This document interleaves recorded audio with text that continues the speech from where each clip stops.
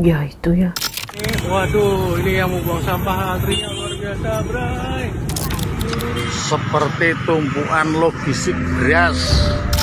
Kita terlena ya. Saat ini saya ada di salah satu titik sampah yang ada di Yogyakarta. Bisa dilihat di belakang saya merupakan salah satu penumpukan sampah yang ada di pinggir jalan. Jadi kita pengen mendobrak gitu. Semacam leleh luweh gitu loh. Rapopo wong dhuwur ya aku rapopo kok masih merasa sehat, masih merasa mampu.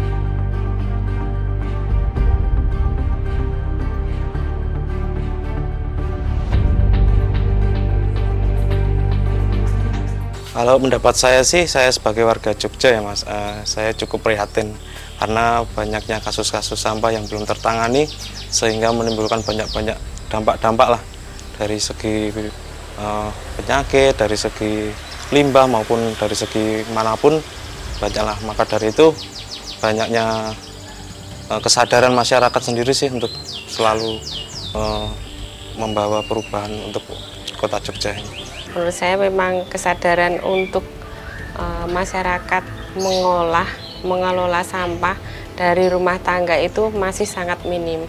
Jadi kesadaran untuk memilah-milah sampah itu pun masih belum ada. Membuang sampah di tempatnya pun belum ada. Jadi masih minim sekali. Yang namanya sampah itu sendiri bahan yang sudah tidak bisa digunakan lagi atau harus dibuang. Tapi dalam hal ini yang saya maksud adalah sampah yang bisa membusuk dan tidak diolah atau tidak dibuang secara baik. Untuk pengelolaan sampah saat ini di Jogja memang dalam tahap mengkhawatirkan, perlu gebrakan khusus tidak hanya dari masyarakat tetapi dari akademisi untuk memulai gerakan bersama-sama dengan masyarakat untuk mengelola sampah dengan baik dan bijak. Kita terlena ya, karena kita dibuat enak ini oleh kemarin kita dibantu oleh tukang penggerobak ya, saya nyebutnya penggerobak yang suka ngambil sampah dari rumah ke rumah itu. Mereka mau saja kok ngambil semua sampah, bahkan ada kasur atau apa yang mereka mau, nggak protes toh. Ya semua diambil ya, dan kita juga dienakkan oleh sistem atau mekanisme yang ada. Jadi sampah itu dikumpulkan oleh kita, kemudian diangkut oleh penggerobak, kemudian kalau di Sleman nih, lalu oleh penggerobak itu diantar ke transfer depo. Dari transfer depo kita angkut pakai truk kita ke TPA Piungan. Sudah, kita nggak melakukan apa-apa, cuma ngumpulkan sampah saja.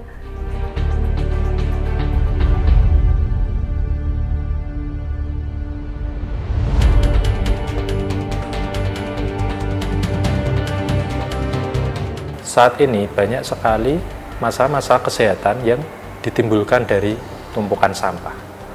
Mulai dari masalah lingkungan, pencemaran air akibat tumpukan sampah ini dapat mengakibatkan beberapa penyakit menular seperti salah satunya diare, disentri, dan penumpukan kaleng-kaleng bekas di musim hujan akan menimbulkan munculnya genangan air yang dapat menyebabkan jentik-jentik nyamuk berkembang dan meningkatnya kasus demam berdarah.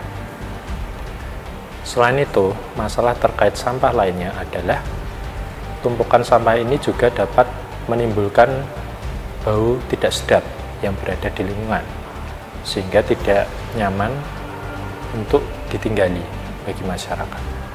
Hubungannya dengan kesehatan, kalau sampah itu tidak dikelola dengan baik dan menumpuk dan akhirnya menimbulkan bau busuk, lalu ada lalat di situ yang hinggap, kita nggak tahu dia membawa apa lalatnya itu, terus terbanglah ke rumah atau terbanglah ke makanan yang tidak tertutup, lalu kita makan, akhirnya menyebabkan sakit penyakit selain lingkungan yang tidak sehat dari bau dan polusi udara itu tadi.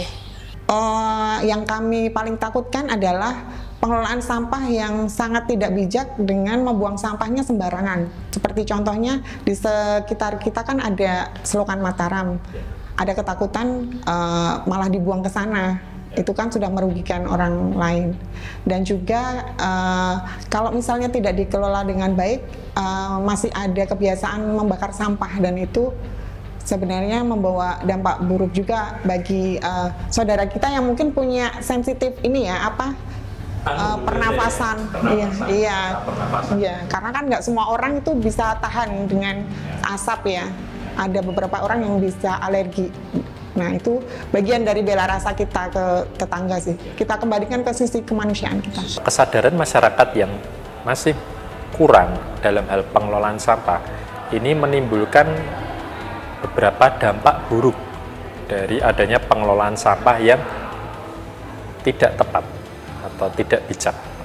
Yang pertama tadi munculnya masalah-masalah kesehatan terkait penumpukan sampah. Misalkan di sungai, di sumber air, sampah yang menumpuk di sana akan dapat menimbulkan kontaminasi dari bakteri sehingga dapat membahayakan masyarakat karena memungkinkan munculnya penyakit menular terkait saluran cerna seperti diare, disentri. Kemudian tumpukan sampah, terutama sampah-sampah kaleng, di musim hujan akan menimbulkan genangan air. Tentunya genangan air ini akan menyebabkan jentik-jentik nyamuk mudah tumbuh. Sehingga pada musim hujan, tumpukan sampah ini menjadi salah satu faktor resiko peningkatan kasus terjadinya demam berdarah. 3 hal yang bisa kita lakukan di skala rumah tangga dan cukup sederhana, ada 3A, Mas. Ada cegah, pilah, dan juga olah. Nah, untuk langkah pertama kita harus cegah dulu adanya sampah-sampah untuk masuk ke rumah tangga. Jadi mulai dari pencegahan. Terus habis itu kita mulai pilah. Jadi sampah-sampah yang ada di rumah tangga itu kita pilah antara sampah organik, sampah anorganik, dan juga residu. Residu adalah sampah yang tidak bisa kita kelola secara mandiri dan harus minta bantuan petugas kebersihan untuk mengangkutnya. Kemudian ada olah sampah. Nah, olah sampah ini ada pengolahan yang bisa kita lakukan secara mandiri. Itu contohnya adalah sampah-sampah organik di rumah tangga, itu bisa kita olah jadi kompos. Bisa juga kalau misalnya kita ada skala kayak paguyuban, mungkin dasawisma atau kita sama-sama bikin pengelolaan maggot BSF itu. Terus kalau sampah yang tidak bisa kita olah secara mandiri, kita bisa menyalurkannya ke pihak pengelola melalui bank sampah. Itu nanti jadi bahan baku daur ulang. Masalah pencegahan dan pengendalian kejadian penyakit tidak menular atau PTM ini sangat penting dilakukan oleh masyarakat. Upaya pencegahan yang dapat dilakukan untuk mencegah masyarakat terkena penyakit tidak menular seperti tekanan darah tinggi, kegemukan, gula darah tinggi, kolesterol, asam urat. Ada beberapa hal yang dapat dilakukan. Yang pertama adalah melakukan aktivitas fisik yang cukup.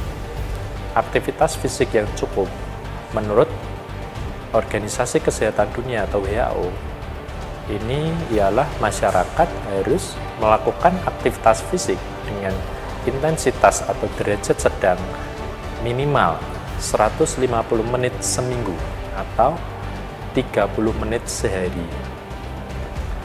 Aktivitas fisik yang dapat dilakukan dengan intensitas sedang oleh masyarakat ialah seperti menyapu, mengepel, berjalan kaki, dan sebagainya. Sedangkan yang kedua ini dalam rangka pencegahan penyakit tidak menular sangat penting bagi masyarakat untuk melakukan pola makan yang baik, benar, dan sehat.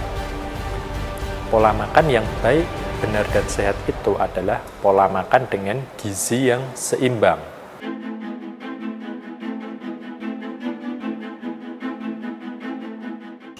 untuk pengendalian penyakit tidak menular, sini yang paling tinggi itu hipertensi.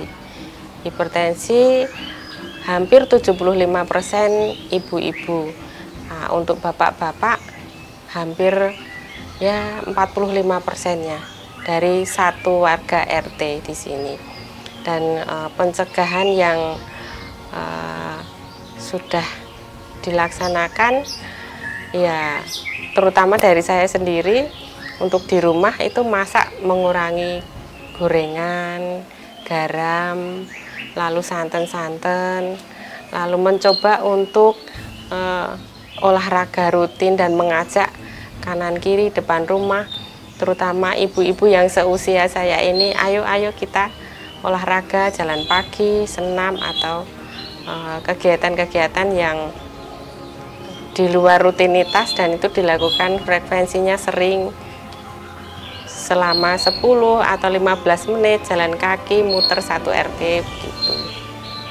Program Stop Sampah Kertas sinergi tingkatkan optimalisasi mencegah dan pengendalian penyakit tidak menular melalui pengelolaan sampah oleh kader rumah tangga pengelola sampah. Kegiatan ini dilakukan bersama-sama oleh tim akademisi dan masyarakat di Dusun Cupuwatu 1 yang diinisiasi dengan pertemuan dengan kader remaja maupun kader kesehatan, tenaga kesehatan, serta tokoh masyarakat untuk membicarakan hal-hal mengenai permasalahan yang ada di masyarakat, baik itu mengenai permasalahan penyakit tidak menular seperti hipertensi, tekanan darah tinggi, maupun kegemukan, serta masalah pengelolaan sampah yang ada di masyarakat.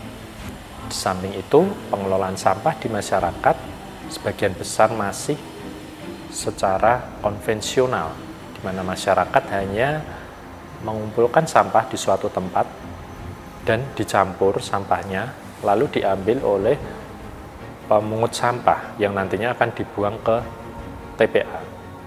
Hal ini membuat pengelolaan sampah menjadi tidak maksimal dan tidak ada nilai ekonomi yang didapatkan oleh masyarakat. Dengan program Stop Sampah Kertas ini diharapkan tim akademisi FKKMK UGM dapat memberikan edukasi kepada masyarakat terkait bagaimana sampah bisa dikelola dengan lebih baik dan lebih bijak. Sampah anorganik bisa dipilih, dipilah, dan nantinya dijual ke bank sampah. Untuk sampah organik seperti sampah dedaunan, ini dapat diolah lebih lanjut menjadi sampah kompos maupun menjadi makanan untuk pengembangan budidaya maggot. Kalau ditanya jumlah, saya cerita bank sampah itu, jumlah bank sampah di Sleman itu berapa? Ada 301. Ya, 301 unit yang tersebar di seluruh Kapanewon. Jadi di tiap Kapanewon itu pasti ada bank sampah. Ya, itu. Mungkin setiap kelurahan, tapi ada juga kelurahan yang nggak ada bank sampah. Nah, tapi ya di dekat, ya kalau kelurahan nggak terlalu jauh jaraknya, tapi hampir semua kelurahan sudah ada bank sampahnya. Kalau alurnya biasanya kan ada yang datang untuk lihat-lihat dulu, belajar dulu gimana barang-barang apa aja yang diterima. Nah, kalau sudah nanti beliau akan datang lagi untuk kita daftar. Kita ada nomor registrasi yang dijadikan dasar buku, kayak semacam buku induk gitu, buku induk anggota. Jadi setelah registrasi mereka sudah mulai bisa menyetorkan sampahnya.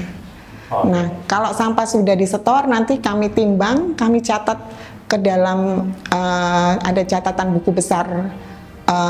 Daftar barang yang disetorkan, kemudian kami pindah ke buku tabungan.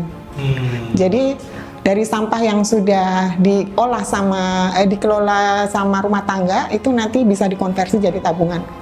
Tapi yang perlu diingat itu tabungan di sini hanya sebagai bonus ya Mas ya, bonus dari hasil membuat lingkungan rumahnya itu bersih dan sehat.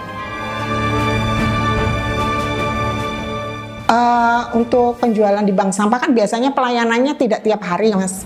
Jadi kan otomatis sampah anorganik yang sudah dipilah di rumah itu harus disimpan di rumah dulu. Nah, diusahakan sampah yang sudah terpilah tadi itu dalam kondisi bersih dan kering. Itu diperlukan untuk menghindari adanya semut, adanya tikus, ataupun binatang-binatang yang suka dengan hal yang kotor. Untuk pengelolaan sampah, kami di RW 03 ini ada beberapa pengambil sampah dari rumah tangga itu secara mandiri, jadi secara pribadi, dan itu sampahnya masih campur. Jadi pokoknya yang tidak dipergunakan oleh mereka jadi satu di situ, dan yang belum berlangganan kepada para pengambil sampah ini cenderung sampahnya dibuang yang mempunyai halaman, jadi dikelola sendiri, mungkin dibakar. Tetapi kami di kumpulan ibu-ibu kemarin juga sudah mengupayakan untuk pemilahan sampah, karena kami juga mendengar sampah itu sekarang sudah menjadi masalah, apalagi tempat pembuangan di Piungan akan ditutup waktu itu, sehingga kami minta bantuan dari seorang yang memang pemerhati untuk sampah untuk memberikan penjelasan atau memberikan pengetahuan tentang pemilahan sampah rumah tangga di kumpulan ibu-ibu juga. Dan memang hasilnya belum kelihatan, hanya beberapa ibu yang sudah mulai memilah, dan kami menitipkannya di bank sampah yang memang di Dusun Cepuatu 1 ini belum ada, sehingga kami masih bergabung di Dusun Cepuatu 2. Sebelum ada program itu mungkin masyarakat itu membuang sampah masih tiap bulan bayar tukang sampah itu ya. Cuma kan akhir-akhir ini kan udah susah gitu loh. Banyak yang ada yang dibakar, ada yang dibuang sampah sembarangan, sehingga menimbulkan konflik-konflik gitu loh. Gitu. Dan harapannya nanti ke depannya kalau misalnya program itu sudah berjalan, kita tidak perlu lagi membuang sampah itu ke TPS apa-apa itu, ya itu kita bisa ngolah sendiri gitu loh, sehingga menjadi hasilnya pundi-pundi rupiah gitu loh. Tentunya dengan penjualan ke bank sampah ini, masyarakat mendapatkan manfaat ekonomi dari iuran tabungan sampah yang dia dapatkan dari bank sampah. Jika kita bicarakan lebih lanjut, apabila kegiatan ini dilakukan secara bersama-sama atau kolektif oleh semua lapisan masyarakat, maka iuran tabungan sampah yang terkumpul jumlahnya bisa menjadi sangat banyak, tidak sedikit. Tentunya dengan jumlah tabungan sampah yang banyak ini dapat memberikan manfaat bagi kesehatan. Seperti yang pertama, dengan iuran tabungan sampah yang dikumpulkan oleh masyarakat, tentu masyarakat dapat secara swadaya, secara mandiri, mengadakan atau membeli alat-alat yang dapat digunakan untuk melakukan deteksi dini terhadap penyakit tidak menular. Masyarakat bisa membeli secara swadaya mandiri bersama-sama, membeli alat pengukur tekanan darah, tensimeter, alat glukometer atau alat pengukur gula darah, membeli glukostik, kolesterol stick, dan asam urat stick untuk melakukan pemeriksaan screening gula darah, kolesterol, dan asam urat secara mandiri. Posyandu lansia yang sudah dilaksanakan di RW 2, RW 3, dan RW 1 kemarin, RW 4 kami kurang paham ya, kemarin juga pernah ada. Kami melaksanakan pemeriksaan setiap 18 sekali. 18 adalah 35 hari. Nah, di tempat kami kebetulan yang kami tinggali adalah di wilayah RW 02 Cepuatu 1. Yang jelas kami menghadapi dan melihat itu di setiap pertemuan PKK RW, Minggu PON, pasti ada pengecekan tentang kesehatan, termasuk tensi, tekanan darah, termasuk adalah kadar gula darah, asam urat, dan kolesterol. Begitu yang sudah kami laksanakan, dan tentunya dengan hasil itu masyarakat mengetahui.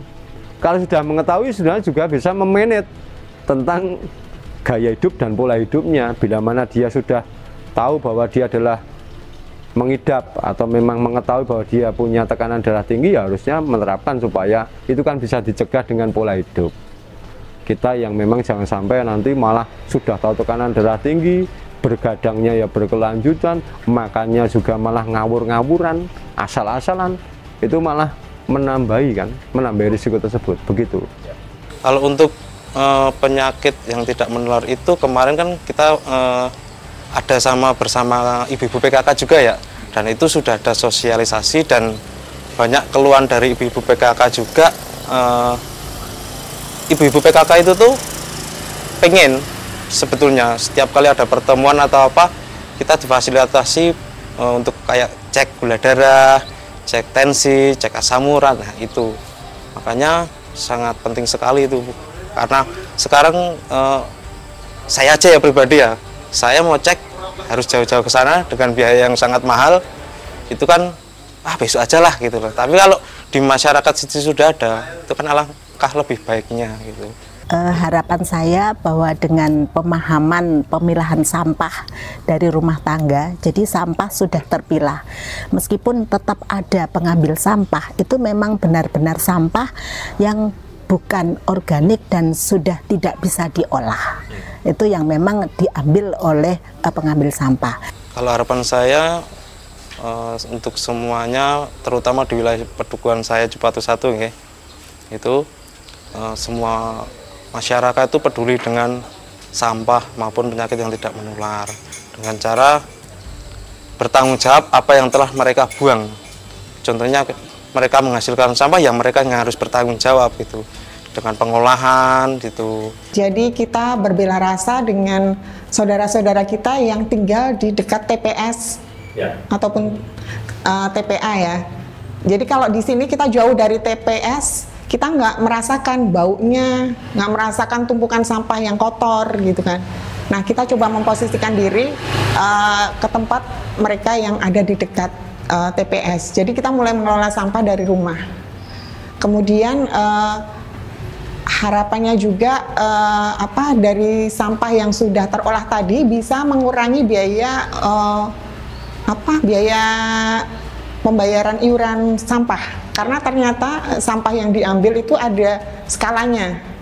Jadi kalau volumenya segini harganya misalnya 50.000, volume segini harganya 100.000. Nah kalau sampahnya bisa kita kurangi, setidaknya ada biaya yang bisa dihemat.